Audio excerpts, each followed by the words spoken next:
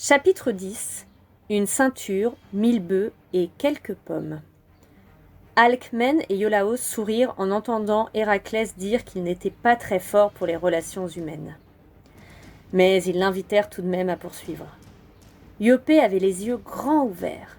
Peut-être rêvait-elle déjà à cette ceinture qui semblait si précieuse. J'entrepris l'expédition contre les Amazones avec une troupe de compagnons dont la valeur n'était plus approuvée. On disait en effet que les Amazones étaient de terribles guerrières, bien plus sanguinaires et violentes que n'importe quelle armée d'hommes. Et c'est vrai qu'elles savaient se battre, mais ni plus ni moins que les hommes après tout. Et je me suis souvent dit ensuite qu'on avait construit une légende autour d'elles tout simplement parce que nous autres, hommes, préférons les imaginer douces et incapables de faire couler le sang. Nous fîmes donc voile vers le pont Euxin, continuâmes jusqu'à l'embouchure du fleuve Thermodon, prenant position dans les environs de la ville de Thémiskira dans laquelle était située la demeure royale des Amazones. Mais une fois arrivée, je me demandais bien comment j'allais me présenter à la reine. Or, à ma grande surprise, c'est Hippolyte elle-même, moins embarrassée que moi, qui vint à ma rencontre.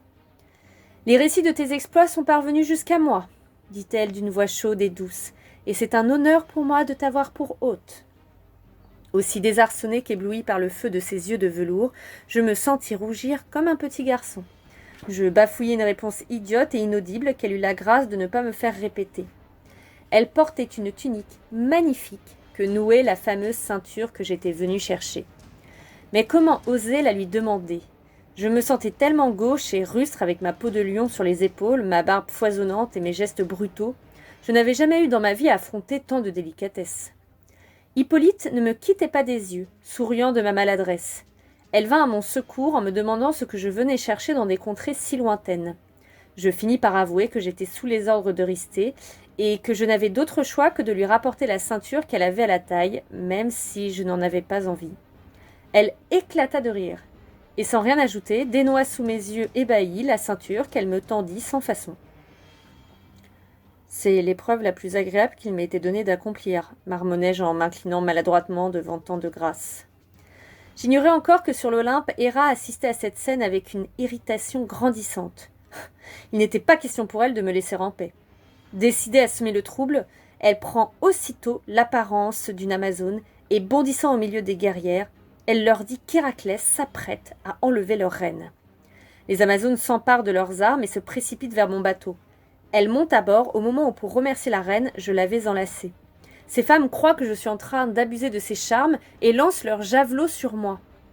D'abord, croyant une trahison de la reine, mon sang ne fait qu'un tour, mais vif comme l'éclair, Hippolyte s'interpose pour me protéger, et c'est elle qui reçoit les flèches qui me sont destinées. Fou de colère, je hurle de rage, et je dégaine mon épée. Une rude bataille s'engage. Il me fallut déployer toute ma volonté pour repousser hors du bateau la horde des Amazones en furie. Héra pouvait être satisfaite. Le combat fut violent et sans concession. Je finis par pouvoir repartir et rentrer à Mycène. J'avais le cœur lourd et chargé de regrets. Cette femme était si belle, si douce.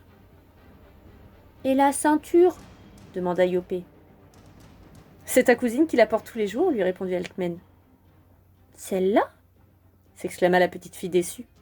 Héraclès sourit. « Oui, celle-là. Mais elle a perdu sur ta cousine tout son éclat car le plus beau des bijoux ne peut masquer la laideur de ses traits. » Iopé pouffa de rire. « C'est vrai qu'elle n'est pas belle, hein. » Ses yeux pétillaient de plaisir et malgré la fatigue qui était parfois plus forte qu'elle, Iopé résistait à son envie de dormir. Elle voulait tout entendre et connaître la suite. « Maintenant tu vas raconter les pommes d'or. »« Non, » rétorqua Héraclès. « Avant, il m'a fallu ramener à Eurysthée les 1000 bœufs de Gérion. » Iopé fit la grimace. « Encore des bœufs. Je préfère entendre l'histoire des pommes. » D'accord, concéda Héraclès. Gérion, après tout, n'est qu'un monstre de plus, une créature hideuse qui risque de te faire des cauchemars. Il poussa cependant un profond soupir. Le souvenir de cette 9e épreuve était encore si vif. Il lui avait fallu traverser l'océan, affronter l'horrible chien Orthros à 2 têtes, tuer le berger Eurytion qui vint au secours de son chien, s'emparer de 1000 bœufs et affronter pour finir la colère du monstre Gérion. Une année entière consacrée à ces bœufs. Héraclès frémit.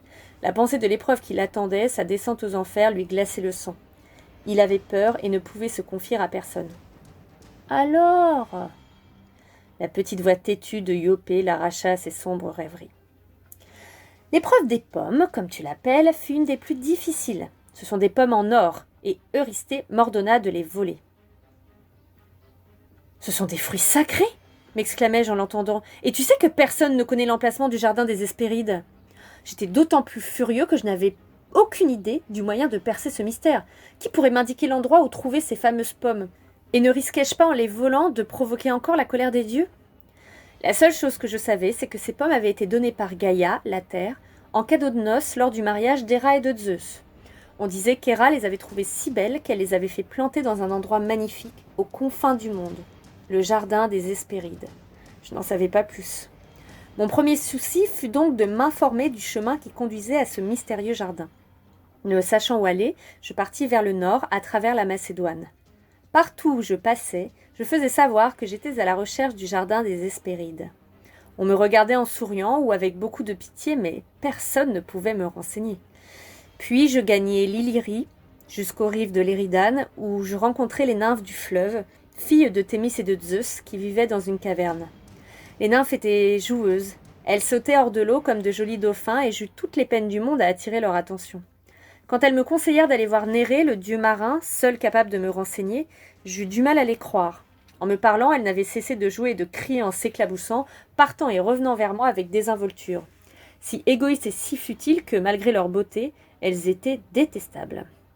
Je trouvai Nérée assoupie sur un rocher. Il était tel qu'on me l'avait décrit dans les récits de mon enfance. Une longue barbe blanche couvrait son visage sillonné de rides. Et dans son sommeil, il avait l'air aussi bienveillant et sage que le sont les vieillards. Mais moi j'étais de mauvaise humeur et je le secouai sans ménagement. D'abord surpris, puis furieux de se voir traité avec autant d'indélicatesse, le vieillard refusa d'abord de répondre à la moindre de mes questions. Comprenant alors que j'avais agi comme un sot, je tentai de l'amadouer en devenant mielleux. « Pardonne-moi, grand Dieu, de t'avoir dérangé, mais je suis impatient. Voilà des semaines que j'erre à la recherche d'une indication et jusque-là, personne n'a pu m'aider. » Nérée eut un regard mauvais. Loin de l'apaiser, mes efforts semblaient avoir redoublé sa colère. J'avais à peine fini ma phrase qu'il se métamorphosa en taureau et se rua sur moi. Je dus l'affronter et déployer toutes mes forces pour le contrôler. Et quand enfin je l'eus terrassé, alors que je le ligotais, il me glissa entre les mains et je me retrouvai face à un serpent. Revenu de ma surprise, je l'attrapai par le cou pour l'étouffer, mais il se tortillait autour de mon bras et me serrait si fort que je le vis devenir bleu. Nous luttions et je sentais peu à peu mes forces faiblir. Enfin, il reprit forme humaine et lança.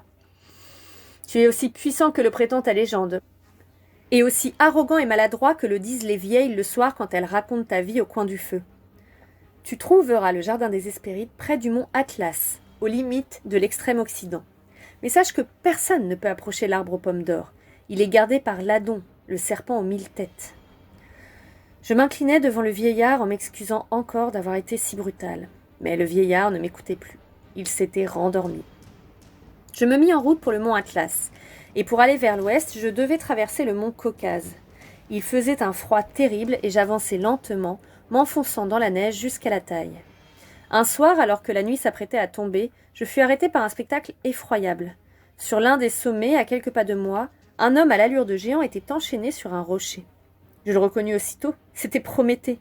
Un immense vautour fonçait sur lui et lui dévorait le foie avec son bec. Je savais comme tout le monde qu'il avait défié Zeus lui-même en dérobant le feu divin pour le donner aux hommes. C'est ainsi que Zeus l'avait puni, et ce pour l'éternité. Sans réfléchir, touché au plus profond de moi-même par cette souffrance infinie, je décochai une flèche au vautour en plein vol. Puis je m'empressai de délivrer Prométhée. Il soupira de soulagement, puis il prononça ces mots. « En me délivrant, tu as défié Zeus lui-même. » Je réfléchis un instant. Et puis j'eus l'idée de casser un morceau de rocher que j'accrochai aussitôt au poignet de Prométhée. « Ne t'en sépare jamais, lui dis-je. Ainsi, tu restes attaché malgré tout. » Je ne savais si ma ruse suffirait à calmer la colère du dieu des dieux, mais j'avais le sentiment qu'à force de combattre les monstres et de revenir victorieux, j'avais peut-être gagné le droit à un peu d'indulgence. Et je crois que ce fut le cas. Prométhée, pour me remercier, me déconseilla d'aller cueillir les pommes moi-même. « Demande à mon frère Atlas de te venir en aide, lui saura ce qu'il faut faire. Et surtout, ne t'y rends pas toi-même, tu n'y arriveras pas. » Nous nous quittâmes chaleureusement. Je crois que j'avais un peu regagné son estime. Je n'avais pas oublié le regard qu'il m'avait jeté quand nous nous étions croisés dans la grotte de Chiron. En suivant ses indications, je me retrouvai vite au pied du mont Atlas. J'accélérai mon allure, pressé de rencontrer le géant qui devait aller chercher les pommes à ma place. Je n'avais aucune idée de la manière dont j'allais le persuader, mais j'avais compris qu'il était très dangereux de me passer de son aide. Bientôt, je me retrouvais face à cet autre géant. Il était colossal, et face à lui, je me sentais ridiculeusement petit. J'étais très impressionnée. Atlas appartient à la génération divine antérieure à celle des Olympiens, celle des êtres monstrueux et sans mesure. Je savais qu'il avait participé à la lutte des titans et des dieux. Zeus victorieux l'avait condamné à soutenir sur ses épaules la voûte du ciel. Atlas était face à moi, un genou à terre, le dos courbé et le visage défiguré par l'effort. Je le saluai, me présentai, mais il ne dit mot. « C'est Prométhée qui m'envoie et qui m'a dit que tu pourrais me venir en aide. »« Dis-moi ce que tu veux, étranger. » Je lui fis part de ma quête des pommes d'or et lui racontai comment j'avais délivré Prométhée de son rocher.